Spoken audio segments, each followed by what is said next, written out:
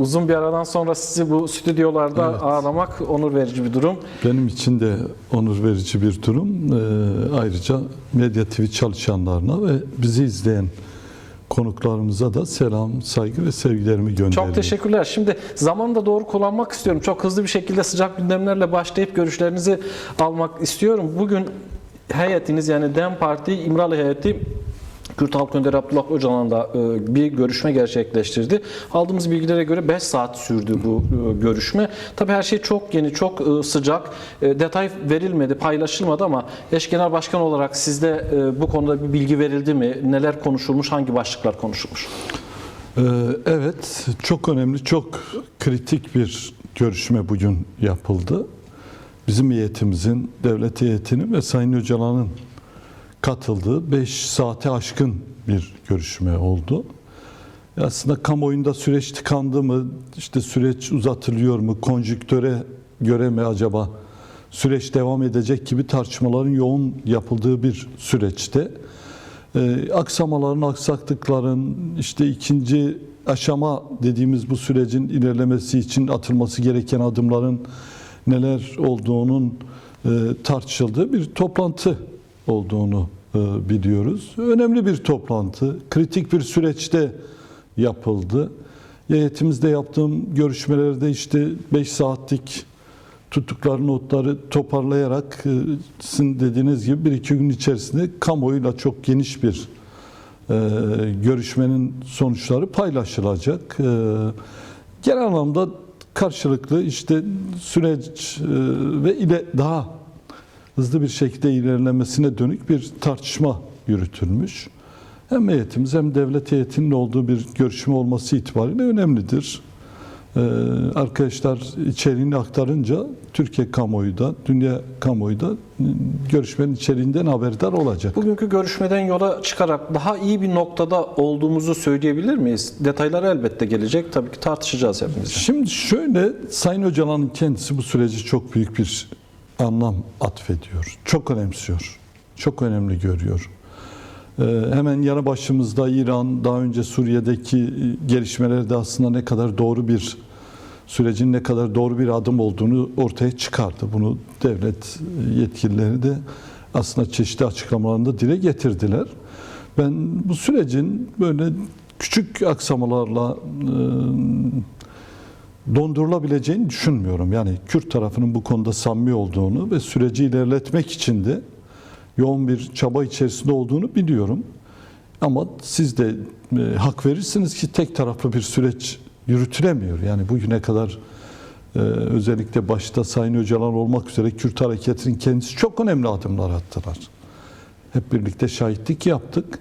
İşte birinci aşama biraz aslında Kürtlerin attığı adımlarla geçti. İkinci aşamanın başlaması için de işte karşılıklı dediğimiz aslında iktidarın, yürütme erkinin atacağı adımlarla tarif ediyorduk. Dolayısıyla önümüz günler, bu yapılan görüşme dahil olmak üzere aslında atılacak adımların neler olduğunun tartışıldığı bir süreç olacağı için henüz olumsuz, işte bitti, tükendi, zamana yayılıyor diyeceğimiz bir durum yok. Evet, bir ağır ilerleme durumu söz konusudur ama her iki tarafın da süreci ilerletmeye dönük bir irade ortaya koyduklarını bugünkü görüşmeyle bir kez daha anladık. Yani devlet en üst düzey görüşmecilerine katılıyor.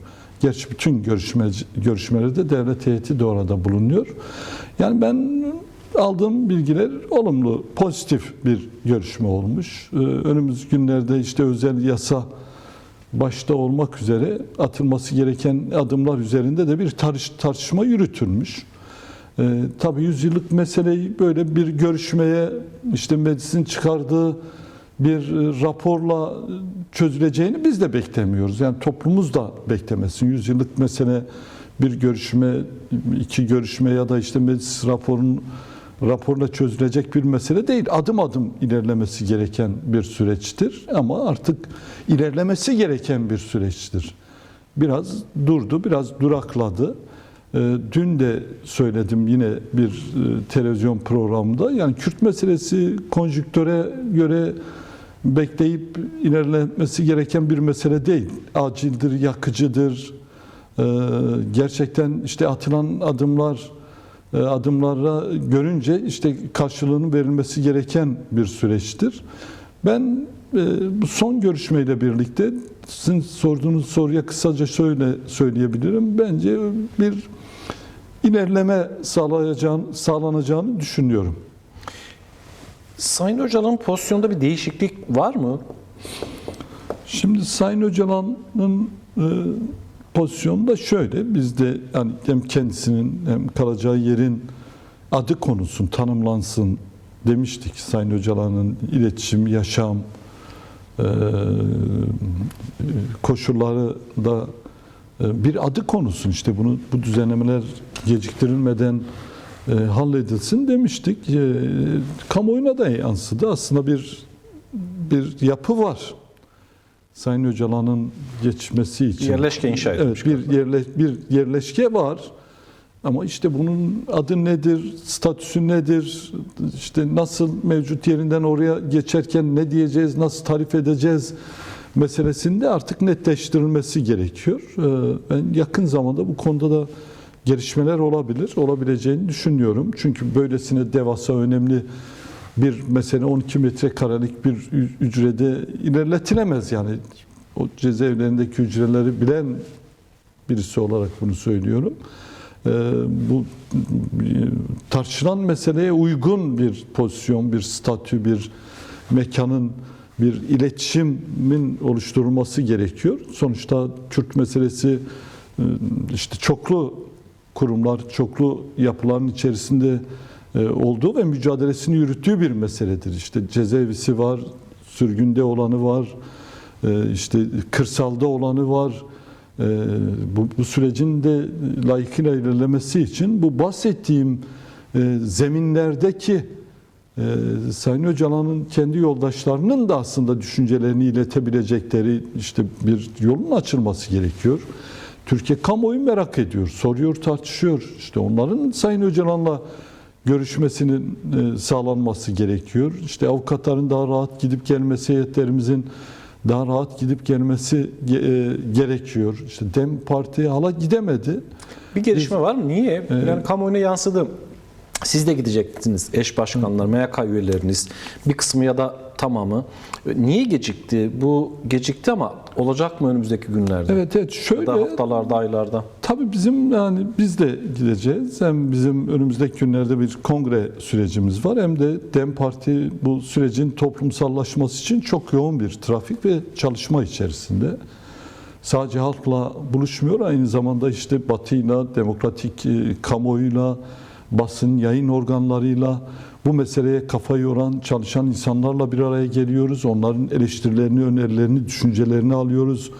Bunları toparlayıp bir biçimde bu işin işte en temel aktörüne iletmemiz gerekiyor. Toplum şöyle bakıyor, Kürt şöyle bakıyor, muhalif şöyle bakıyor, tereddütleri devam ediyor ya da etmiyor.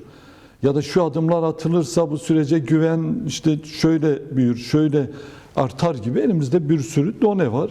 Tabi bunları iletmek, bunları tartışmak da gerekiyor. Ben sanırım önümüzdeki günlerde de bizim gitmemizin de planlanabileceğini düşünüyorum. Yani önünde aslında bir engelin olmaması gerekiyor. Süreç biraz ağır ilerleyince sanırım bizim görüşmemiz de ertelendi. En yakın zamanda biz eş başkanımızla birlikte oluşturan bir heyetle birlikte Sayın Öcalan'ı ziyaret etmek istiyoruz. Gazetecilerle ilgili bir gelişme olacak mı? Şöyle, yani aslında Sayın Öcalan biz ilk gittiğimizde de işte bir grup gazetecinin gelmesini, sorular sormasını, sürece ilişkin varsa düşünceleri, onu eleştirileri, önerilerini paylaşmaları gerektiğini belirtmişti.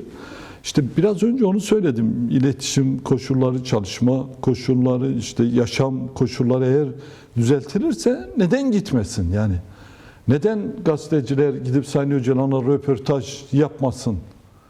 Türkiye kamuoyunun merak ettiği soruları sormasın.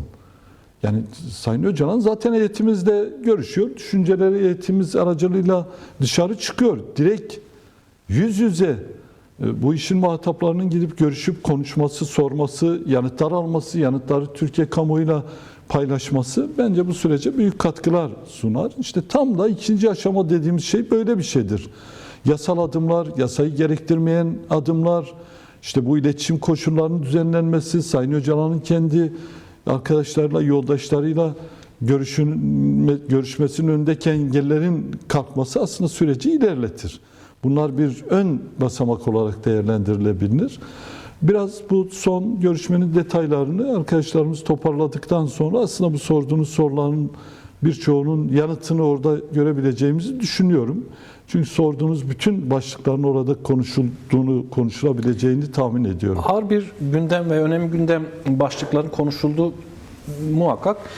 Şimdi yasal düzenlemelerden söz ettiniz. Aslında sürecin ikinci aşamasıyla birlikte bu konuşuldu, tartışıldı. Bir türlü olmadı. Biliyorum bu tür sorulara çok muhatap kalıyorsunuz. Hep aynı şeyleri söylüyorsunuz. Sizin için de sıkıcı olabilir ama sonuçta sorun çözülmediği için haklı olarak biz de sormak zorunda kalıyoruz. Şimdi hükümetten gelen açıklamalara bakılırsa İran'daki gelişmelerden de kaynaklı, İran'daki gelişmelere de referans vererek bayramdan sonra yasal düzenlemelerle ilgili hem Cumhurbaşkanı Erdoğan hem de Devlet Bahçeli tarafından açıklamalar geldi. Adımlar atılabileceği söylendi. Meclis başkanı temasları var. Adalet Bakanlığı'ndan açıklamalar vardı. Bu konuda somut bir yol haritası var mı sizin tarafınıza intikal eden DEM Parti'ye? Çünkü şu ana kadar olanların az önce sizin de anlattıklarınızın tamamı fiiliyatta gidiyor. Evet. Yani bundan sonrası için bir yol haritası var mı sizinle paylaşılan? Ya zaten ikinci aşamanın kendisi yol haritası demek. Birinci aşamada işte bir taraf tek taraflı üzerine düşen bütün adımları attı. İkinci aşama nedir? İşte bahsettiğiniz yol haritasıdır. İktidarın, yürütmenin atması gereken adımlardır. Varsa işte atılması gereken adımların işte Kürt Hareket tarafından atılması gerekiyor. Emin olun işte en zorlandığımız soru budur. Dün de yanıtını veremedik. Yani biz kendi adımıza konuşabiliyoruz. Yani hükümet adına, işte yürütme adına, adım atması gerekenler adına bir şey diyemiyoruz maalesef. Yani bu konuda bence hükümetin bir yol haritası artık olmalı. Yani öyle bir noktaya geldik ki artık sözde işte iyi tariflerle, tanımlamalarla yürütemeyeceğimiz bir noktaya geldik. İnsanlar somut istiyor. Somut. Özel yasanın kapsamı nedir? İşte yasa gerektirmeyen ahim, AYM kararları ne zaman uygulanacak? Cezaevinde işte çeşitli sebeplerle cezasını doldurmasına rağmen hala disiplin cezalarıyla bıraktırılmayan insanlar bırakılacak mı? İşte kayyum için herhangi bir yasaya gerek yok. Siirt Belediye İş Başkanımız beraat etti. Yerine kayyum atanmasına sebebiyet veren davadan dolayı. Sayın Ahmet Türk öyle, işte Devrim Eş Başkanımız öyle, Zeydan ve Neslihan Başkanlarımız öyle. Yani emin olun sanırım herhalde bu meselelerden fazla zorlanan biziz. Çünkü iktidar bugüne kadar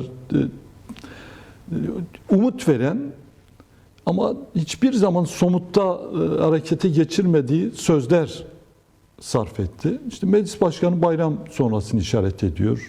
Efkan Ala başka bir yere, başka bir bahara havale ediyor. İşte Sayın Bahçeli çok hızlı böyle bir an önce bu meselenin çözülmesini isteyen o söyleminden biraz sabredelim, biraz bekleyelim. Yani bu süreç neyi bekliyor, nereyi bekliyor, niye beklesin? Tabii ki konjüktör önemlidir. Aslında tam da bahsettiğimiz o konjüktöre verilecek en önemli yanıt bir an önce adımların atılmasıdır.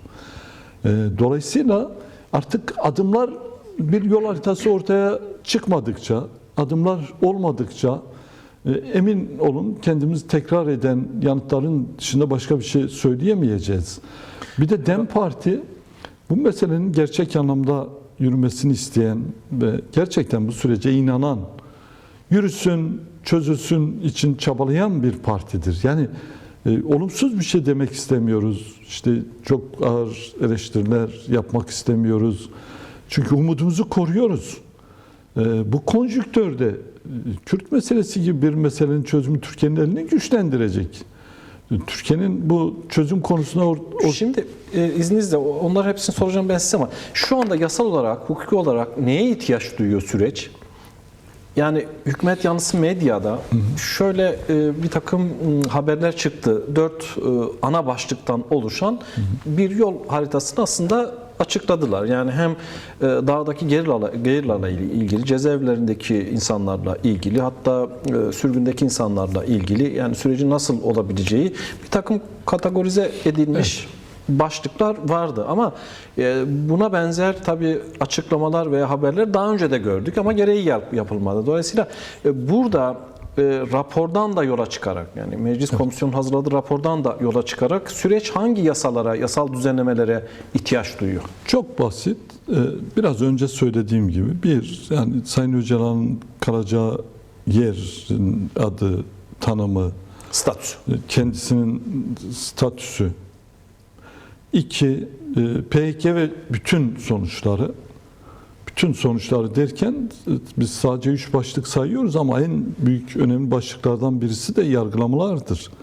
Şu anda milyonun üzerinde dosya var. Siyaset yapan, işte partisine sahip çıkan, Türkiye'de yaşayan Kürtlerin yargılandığı ve haklarında soruşturma açılan 1 milyonun üzerinde bir dosyadan bahsediyoruz. 1. Kırsalda bulunan, 2. Sürgünde bulunan, 3. Cezaevinde bulunan, 4. Örgütten kaynaklı işte açılan soruşturma ve davalar. Dolayısıyla bu aşamalara biz PKK ve sonuçları, yani özel yasa diyoruz. Bu yasa konusunda DEM Parti'nin bir hazırlığı var. Tabii ki hükümet yetkilileri çeşitli açıklamalar yapıyorlar. İşte bu bahsettiğim 4 alan içinde kimi kategoriler koyuyorlar. Kulis bilgileri olarak yansıyor ama biraz gerçekçi olmak lazım. Yani bir sorunu gerçekten çözmek istiyor muyuz? Bütün sonuçlarını masaya yatırıp ortak bir formülasyon bulmak gerekiyor. Ne hükümetin dediği gibi ne de belki de bizim dediğimiz gibi olmayabilir. Ama dağdakini de tatmin eden, sürgündekini de tatmin eden, işte gelişini kolaylaştıran, yasayla çekici kılan, işte davası olan, cezaevindekini de bu sürece desteğini alan yasalara ihtiyaç var. Ya biz yeniden dünyayı keşfetmiyoruz. İşte daha yakın zamanda Kolombiya ve İrlanda deneyimleri için İngiltere ile İran arasındaki görüşmeleri yürüten eski Adalet Bakanı ve Kolombiya Savunma Bakan Yardımcısı bir toplantıya katıldık. Orada deneyimlerini anlattılar. Ya icat ettiğimiz bir şey yok. Bir örgüt gerçekliği var. İşte örgütün eline silah alıp dağa çıkmasına sebep olan işte antidemokratik uygulamalar var. Ret ve inkar politikaları var. 2. işte davasını sahiplenen bir demokratik kamuoyu var. Demokratik bir zemin var.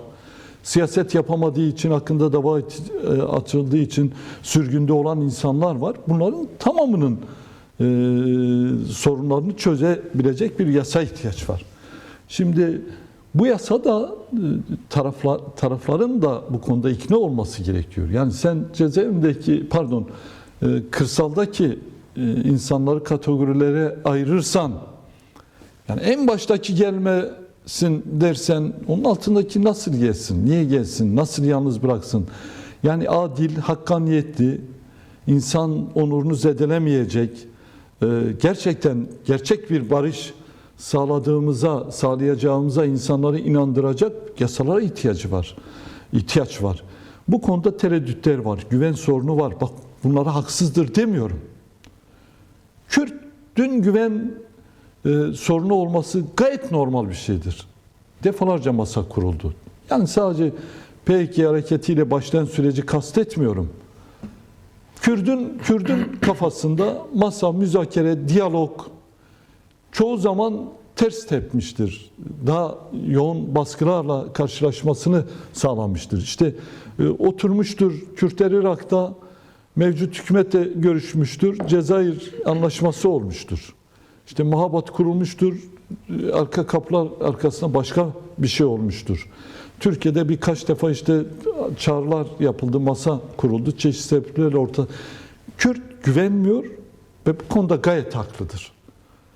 Emin olun bunu bu süreci yürüten devlet yetkilileri de çok iyi biliyor. Peki bu güven meselesini nasıl ortadan kaldırırsınız? Güven verici adımlarla. Çok basit cevabı. Görüşmüyor musunuz? Yani temasımız yok mu? Temasınız yok mu? Bunlar konuşulmuyor mu? Ne diyorlar size? Bak çok görüşüyoruz. O meclis çatısı altında birlikteyiz, yan yanayız.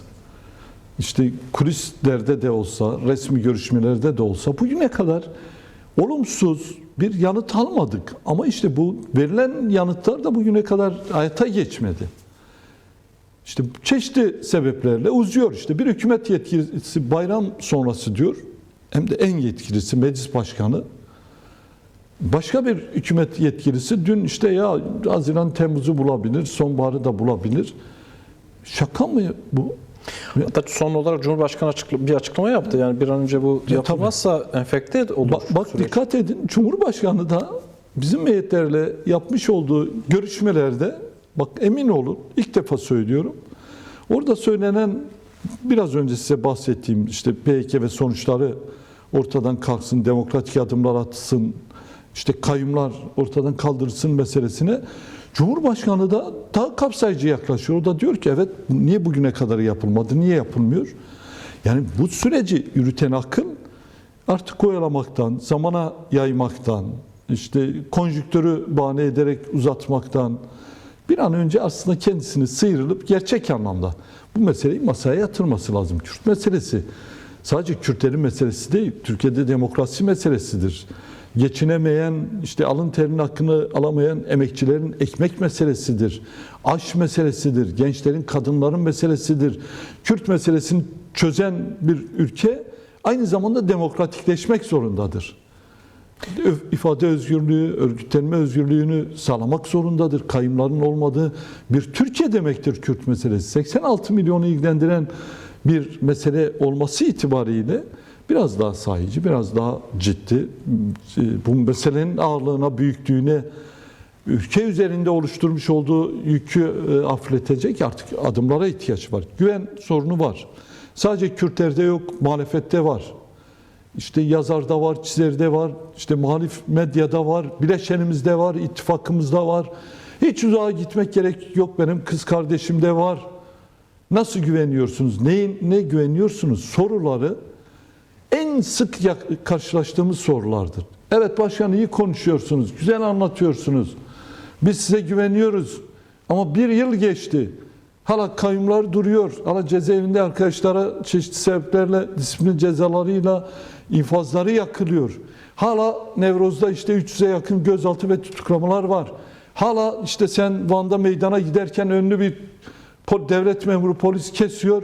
Yanındaki milletvekiline, Büyükşehir Belediye İş Başkanı'na GBT yapmaya kalkışıyor. Ya dolayısıyla biraz daha ciddiyet, biraz samimiyet. Nasıl bizim sözümüz eş başkanından Erhu ilçe başkanına kadar, İstanbul'da Esenyurt ilçe yöneticisine kadar ortaksa, ortak söz, ortak bir çerçeve kurabiliyorsak sen devletsin, iktidarsın. Bu sözün Van'daki provokasyon yapan polise geçmeli.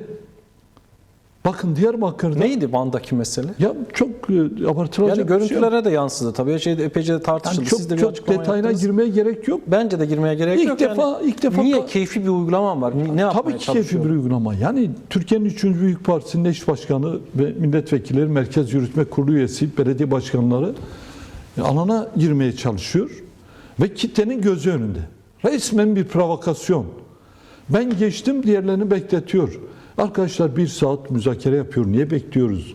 Üst araması yapacağız, GBT yapacağız. Kardeşim, Merkez Yürütme Kurulu üyemiz, Büyükşehir Belediye Başkanlarımız, milletvekillerimiz bugüne kadar kime yaptın? Nerede bugüne kadar yapılmış? Bak en gergin Nevrozlarda bile böyle bir yaptırımla biz karşı karşıya kalmadık. Yani burada bir şey var. Bak bir şey söylüyorum. DEM Parti'nin burada ne kadar samimi, ne kadar inançlı olduğunu anlattım. İlçe başkanından genel merkezine, eş başkanına kadar bizim sözümüz ortaktır. Niye? Her aşamasında örgütümüzle, halkımızla toplantılar yaparız. Süreç konusunda bilgilendiririz. Nelerin söylenip nelerin söylenmemesi gerekenleri bir çerçeve olarak ortaya koyarız. Ama karşımızda sadece iyi niyet beyanlarında bulunan, iyi sözler söyleyen ama bunu pratikleştirmeyen bir yürütmeyle karşı karşıyayız. İşte itiraz oraya, eleştiri oraya. Şimdi bu konuda tabii size de eleştiriler var.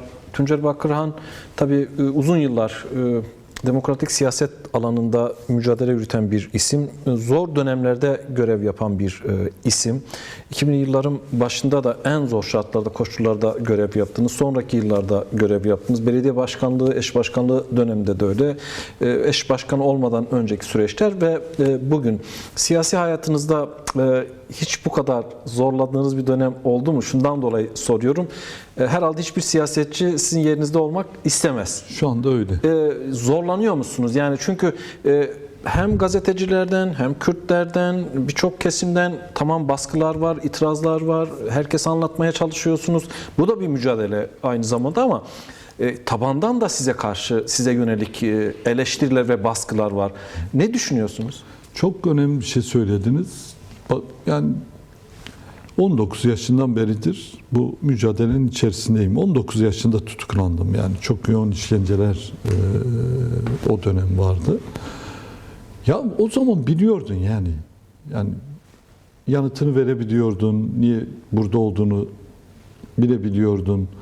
İşte bu süreçlerin olmadığı süreçlerde sözümüzü niye kurduğumuzu, ne mesajlar verdim. Ya şimdi öyle bir süreç ki yani kendi can yoldaşımız, birlikte mücadele ettiğimiz arkadaşlara bile anlatmakta zorlanıyoruz. Bırak halkı. Ya insanlar Nevroz'da gözaltı ve tutuklamalara bakıyor. Barış annesi işte ya 70 yaşına bir kadın insan biraz utanır ya.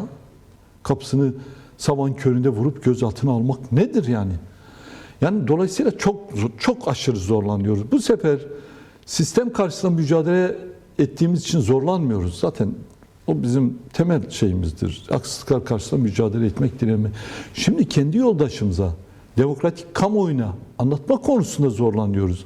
Hiçbir şey yapmasınlar. Bu süreci yürüten işte devlet yetkilileri sadece DEM Parti'nin attığı işte tweetlerin altındaki yorumlara baksınlar.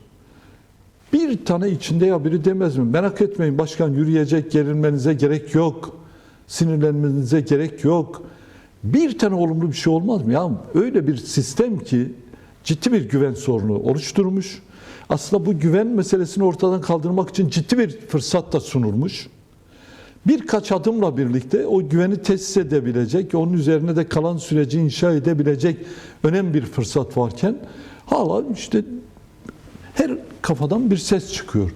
Dolayısıyla bu meselenin artık bir halledilmesi gerekiyor. Yani çözüm samimiyet istiyor ya. Bir de şöyle bir durum var. Şimdi diyelim ki bazı meseleler olur. Hani kapı arkası diplomasisi de yürüyor. Bu süreçler öyledir. Ya orada dersin ki ya siz işte fazla bir şey diyorsunuz. Yani karşılanamaz bir şey diyorsunuz. Söylediğimiz her şey gayet makul, gayet anlamlı, mantıklı görülen bir sürecin işte kamuoyuna yansıma zamanı geldiği zaman işte orada duran beton gibi kendisini tekrar eden sürekli günü haftaya ayı atan biraz daha bir süreçle karşı karşıya güvenlik kalıyor. bürokrasisine de havale ediliyor. Bir ama şöyle teyit tespit bravo. deniliyor. Şimdi Kürt meselesi bir güvenlik bürokrasisiyle çözülecek bir mesele değil. Ekonomik, siyasi, politik, psikolojik bir sürü yanları olan bir süreç. En az güvenliktir. Ki Sayın Öcalan'ın örgütü feshetme, yeniden işte yapılandırma ve silahları yakma çağrısından sonra bence o güvenlik meselesi aslında en asgari noktadadır. En önemli mesele siyasi meseledir. Kürt meselesi kendiliğinden ortaya çıkmadı. İnkar edildiği için bu sonuçlar ortaya çıktı. Şimdi bu soruna kapsayıcı, çözümleyici bir yaklaşım eğer ortaya konulursa zaten o sonuçlar tartışmaya gerek yok. Şu anda sonuçlar tartışılıyor. Teyit, tespit. Kardeşim, teyit et, tespit et, kurban olayım. Ama teyit ve tespit etmek için bir yasanın olması gerekiyor. Sen bir yasayı çıkar, sürgündeki geliyor mu gelmiyor mu o zaman teyit edebilirsin. Sen bir yasayı çıkar, elinde silah olan işte yurttaşlar demokratik zemine katılıyor mu, katılmıyor mu? O zaman teyit edebilirsin, tespit edebilirsin. Ortada yasa yok. İşte bir teyit tespit mekanizmasından aldığımız raporlar doğrusunda ya yasası olmayan, adı olmayan bir yasanın neyini teyit tespit edeceğim? Bu neye benzer? İşte oğlum sana 100 lira para verirsem işte nasıl harcarsın? Tamam mı? İşte bir şey söylüyor ama somutu yok. Ya bir ver.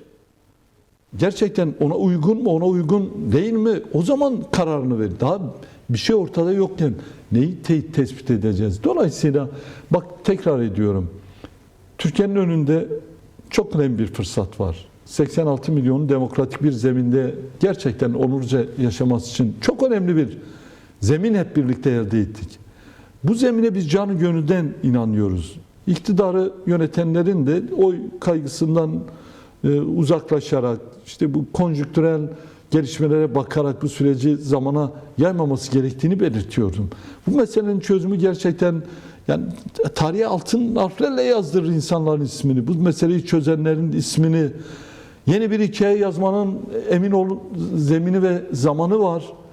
Bunun dışında başka bir hikaye kimse yazamaz. Kürt meselesi olduğu müddetçe iktidar da değişse, yönetim de değişse, bürokrasi de değişse emin olun yine aynı sorunları büyümüş halde hep birlikte yaşamak durumunda kalacağız. Dolayısıyla bu ikinci aşama dediğimiz aslında Nevroz bir inşa Nevroz'dur dedik. 2026 Nevroz'u bir kurucu Nevroz'dur dedik. Tam bu aşamayı işaret ettik. Bakın bütün her şeye rağmen, durağanlığa rağmen, işte adım atılmamasına rağmen o Nevroz meydanlarında milyonlarca insana yine umut verdik. Yine olumlu, pozitif bu sürece katkı ve destek vermelerini istedik. Buna bir kıymet biçilmeli. AKP'yi eleştirmiyorsunuz, Cumhur İttifakı'nı eleştirmiyorsunuz diye de size çok eleştiri var. Çok eleştiriyoruz. Evet, size çok eleştiriyorlar. Dedim ya, yani hiçbir siyasetçi sizin yerinizde olmak istemezdi. Bir de barış mücadelesi öyle kolay bir mücadele de değil tabii. Yani bir denge. 100 yıllık bir mesele. Yani. Bunu biraz açıklayabilir misiniz? Yani çok sorulduğu için, evet. siz de her yerde muhatap kaldığınız için, hatta şöyle bir durum mu oluyor? Yani sizin seçmeni, tabanı karşı karşıya getirmek tabii için bir plan mı var? Çok tabii ki. Bu çok önemli. Bir plan tabii ki var. Şimdi diyelim ki heyetimiz devlet heyetiyle görüşüyor. Sayın Öcalan görüşüyor. O görüşmelerde diyelim ki ya işte 2 ay içerisinde bu bahsedilen birçok adımları atacağız denildiğini düşünelim. Siz bir heyet üyesi olsanız, size mikrofon tutulduğunda ya da bir toplantıya gittiğiniz zaman ne dersiniz? Merak etmeyin 2 ay içerisinde bu bahsettiğiniz bütün adımlar atılacak dersiniz değil mi? Ama şimdi orada söylenen söz yerine gelmiyorsa, gerekli olan adım atılmıyorsa biz ne yapabiliriz? Yani lütfen halkımız da biraz sabırlı olsun. Bu provokasyonlara yenmesin. Bakın sosyal medyadaki tartışmalara bakıldığın zaman işte batmış bitmiş, halkın desteklemediği, DEM Parti'ye bu süreci yürüttüğü için desteğin azaldığı bir şey var, bir görüntü var. Ama Nevrozların tek sloganı Sayın Öcalan'dı bu süreçti. Bu çok önemlidir. Bak 2 yıl önce böyle değildi, açık söylüyorum. Ve kara kışa rağmen, yağmura çamura rağmen son yılların en kitlesel, en görkemli, en nitelikli Nevrozlarını bu dönem yaptık. Şimdi dolayısıyla aslında halk bizi anlıyor, bizim samimiyetimize güveniyor. Ama haklı olarak şunu da söylüyor. Ya işte yapmıyorlar. Yani güven sorunu. Atmıyorlar. Bütün mesele evet. Ama biz de biraz önce sizin söylediğiniz gibi bu barış süreçleri çok kıymetli, çok önemli süreçler olduğu için biz sorumsuz davranan insanlar gibi davranamayız. Elimizin tersiyle itemeyiz. Bakın çatışma ve çözüm süreçlerinde İrlanda'da bir arkadaş bizim bir konferansa, Sinn Féin'in lideri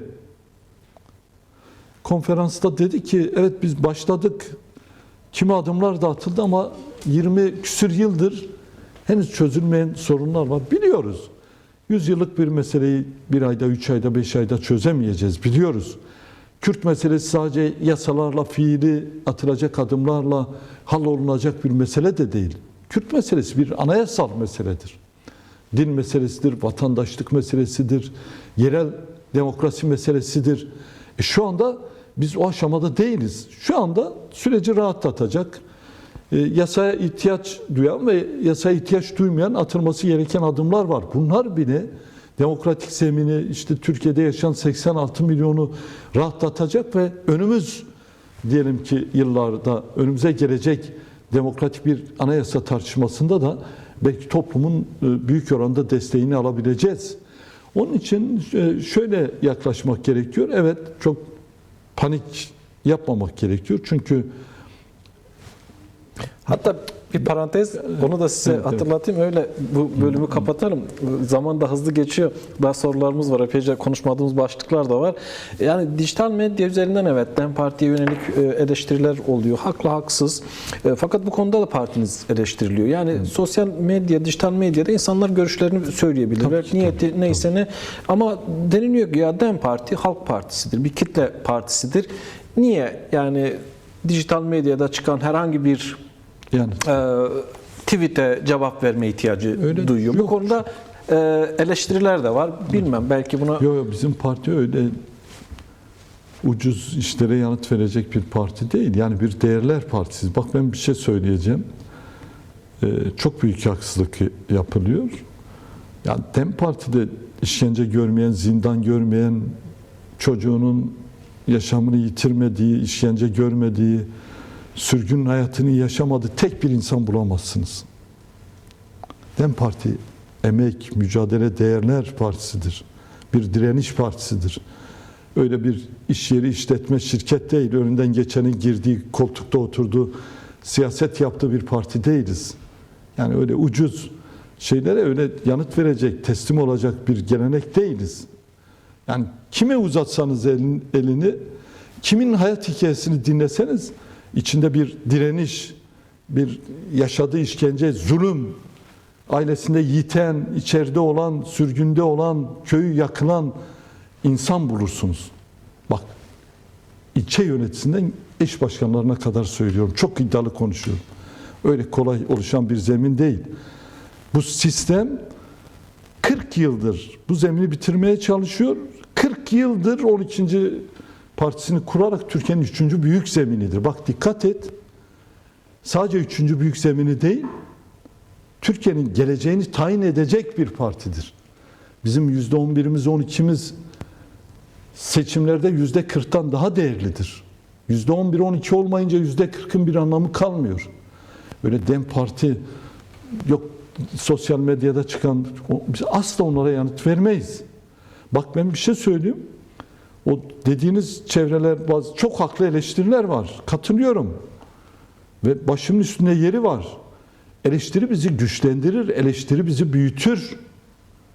Ama bunlar Kürt davasından vazgeçti, Kürtlerin haklarından vazgeçtiği gibi meseleleri ağzına pelesenk eden, o güvenli limanlarda oturup devlet kuran, bayrak diken insanlar o asıl sağdan nasıl büyük mücadele, nasıl büyük bir direniş gösterdiğinin farkında değil. Ama bak, tabii... Kürt kimliği belki resmi olarak tanınmıyor ama Kürt kimliği artık Türkiye'de kendisini sadece Türkiye'de 86 milyona değil, dünyaya kanıtladı. Yani bir Kürt realitesi, gerçeğini tabii artık reddeden kimse yok. Eleştirilerle birlikte takdir edildiğiniz yanlar da var. Eleştiri yani, de şöyle, eleştiri o da tabii ki şu, olacak, ki, olsun. Yani son birkaç yıldır can kaybı olmuyor. Bundan daha değerli ne olabilir? Bak onu söyledin. Başka bir şey söyleyeceğim. Ya DEM Parti olmasaydı işte Rojava'da merkezi, tekçi, Esad'ı aratan bir sistem kurulacaktı. DEM Parti'nin tabanı işte Nusaybin'den Cizre'ye kadar ayağa işte kalktı. Rojava'da Kürtler yalnız değil dedi. Bakın, güneyde federe bir Kürdistan bölgesi var, bir statüsü var ama emin olun bizim yürüttüğümüz mücadele onların güvencesidir. Yani DEM Parti öyle basit bir parti değil. Peki, şimdi- o açıdan şunu diyorum, haklı eleştiriler başımızın üstüne, ama şunu kabul edelim, farklı düşünceler de olabilir. Farklı düşünceler zenginliktir. Farklı düşüncesi için emek veren, mücadele eden, alın teri döken herkese saygı duyuyorum. Bizi halkımızın hakları için, geleceği için eleştiren insanlara saygı duyuyorum. Ama karalayan, bir şey yapmamasına rağmen böyle en radikal tutumu ortaya koyan, sistemin copuyla, topuyla, gazıyla, cezaeviyle karşı karşıya gelmeyen insanların eleştirileri çok haklı değil. Ben onu söyleyeyim. Çok Belki fazla de- buraya girmek istemiyorum. Evet, belki o da eleştiri değildir. Sizin başarılı olmanızı istemiyorlar. Evet, Onlar da yani. kendi işini yapıyor. Öyle deyip kapatalım bunu. Tabii